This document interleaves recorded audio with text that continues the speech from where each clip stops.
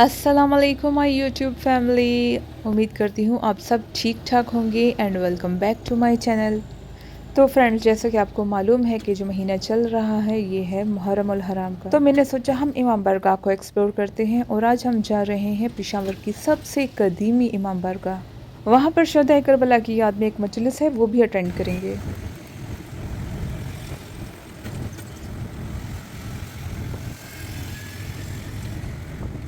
तो जी अब हम पहुंच गए हैं हशनगरी गेट और यहीं पर हमें अपने रक्शे को रोकना होगा क्योंकि आगे रास्ता बंद है और हमें पैदल जाना होगा। वैसे तो आम दिनों में ये रास्ता खुला ही रहता है, लेकिन मुहर्रम अल हराम में सिक्योरिटी की वजह से ज़्यादा आमदोरफ्त को बंद किया गया है, जिसके लिए big thanks to KP government.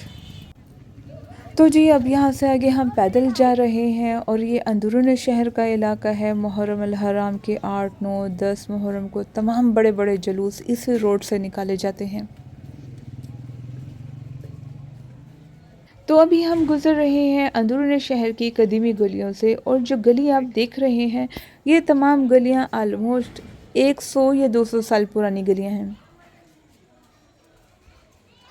ये बहुत ही कदीमी गलियां हैं और मेरे लेफ़्ट एंड राइट पर जो मकानात आप देख रहे हैं इनमें कुछ कुछ तो बहुत पुराने हैं। हमारे कल्चर की एक रिवायत है कि किसी के घर खाली हाथ नहीं जाते, इसीलिए मजलिस में जाने के लिए हमने चीनी खरीद ली। और इस दुकान के सामने ही शरबत की सबील लगी थी। सबील कहते हैं शहदाए करबला के नाम से जो नजर नियाज की जाती है। मुझे बहुत प्यास लगी थी, मैंने वहीं पर खड़े होकर सबील का शरबत पिया। अल्लाह इनकी नियाज कबूल फरमाए, आमीन। यहाँ का माहौल काफ़ी देसी, पुरसकून और पुररौनक लग रहा है और यहाँ पर आके कोई भी अंदाज़ा कर सकता है कि यहाँ के रिहायशी ज़्यादातर अहले तशीह मुसलमान हैं। और ये घर जो मेरे सामने है ये बहुत ज़्यादा कदीमी है, अराउंड 100 साल या 200 साल पुराना। ब्रिटिश राज के ज़माने में हिंदू यहाँ पर आबाद रहते थे ऐसे घरों में। ये भी शायद कोई इमाम बारगाह है। अंदरूनी शहर में ज़्यादा सफ़र पैदल करना पड़ता है क्योंकि यहाँ की गलियों में गाड़ी का गुजरना मुश्किल है। जी तो ये है मोहल्ला हुसैनिया और इसी मोहल्ले में है पेशावर की सबसे कदीमी इमाम बारगाह। तो जी दोस्तों, यही है वो इमाम बारगाह जिसका नेम है कदीमी इमाम बारगाह कसरे काज़मिया आगा सैयद चंद पीर शाह काज़मी। तो चलें अभी हम चलते हैं इमाम बारगाह के अंदर। ये इमाम बारगाह 1930 में बनी थी और इस वक्त पेशावर में इससे कदीमी इमाम बारगाह और कोई नहीं। ये जो आपके सामने हैं ये हैं अलमें और अलमों के नीचे है पीर साहब की वालिदा की कब्र। में लोग बनाते हैं अपनी मन्नतें और मुरादें पूरी होने के लिए और यहाँ पर दिए भी जलाते हैं और जो मन्नतें मुरादें शहदाए करबला के सदक़े में मानी जाएं वो ज़रूर कबूल होती हैं। यहाँ कुछ ही देर में मजलिस शुरू होने वाली है, इसलिए अब हम चलते हैं ऊपर के पोर्शन में।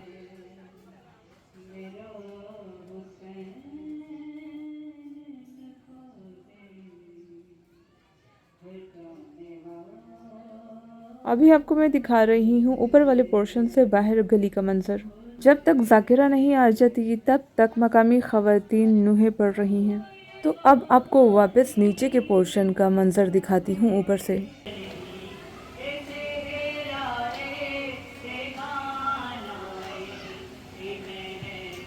जो अलमों के सिरे पे दिखाई दे रहा है ये है पंचतन पाक का निशान, जो कि चांदी या सोने के चढ़ाए जाते हैं।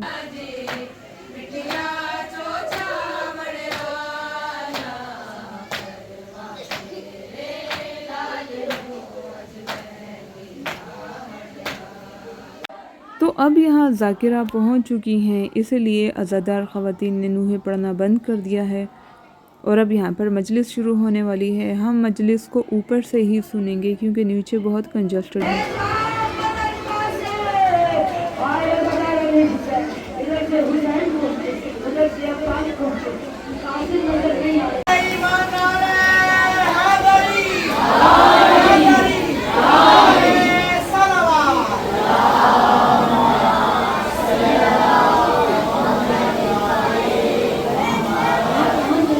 यहाँ पर मजलिस ख़त्म हुई। पूरी वीडियो मैंने इसलिए रिकॉर्ड नहीं की क्योंकि वीडियो फिर बहुत लंबी हो जानी थी। और ये इस थाल में स्वीट्स हैं, चूड़ियाँ हैं और मेहंदी है। जिनकी शादी में मुश्किलात होती हैं वो यहाँ शहजादे कासिम के निम से मन्नत उठाते हैं।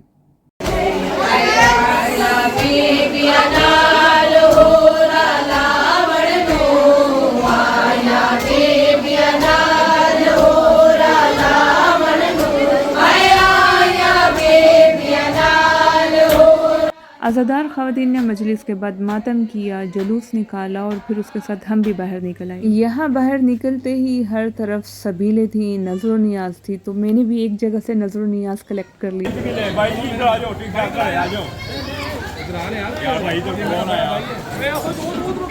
मुझे बहुत भूख लग गई थी। यहाँ से मैंने नियाज उठाई जो इन भाइयों की तरफ से थी। अल्लाह पाक इनकी नियाज कबूल फरमाए, आमीन। ये एक बहुत ही कदीमी ट्रेडिशन है कि शहदाए करबला के नेम से नज़र नियाज मिट्टी के बर्तनों में दी जाती है। बस अब हम वापस चलते हैं और मेरे सामने वही हशनाकी गेट है जहाँ से हम अंदरून शहर को एंटर हुए थे। व्लॉग को यहीं पर एंड करते हैं और जाने से पहले दुआ है कि अल्लाह ताला किसी को गम हुसैन के सिवा कोई गम न दे और शहदाए करबला की याद में रोने के सिवा कोई आंसू न दे, आमीन। तो आपको मेरा आज का व्लॉग कैसा लगा कमेंट करके ज़रूर बताइएगा। पेशावर की सबसे कदीमी इमाम बारगाह देख के, नूहे सुन के और मजलिस का समात देख के कैसा लगा। तो मिलते हैं नेक्स्ट वीडियो में, तब तक के लिए अपना ख्याल रखिएगा। टेक केयर, अल्लाह हाफिज़।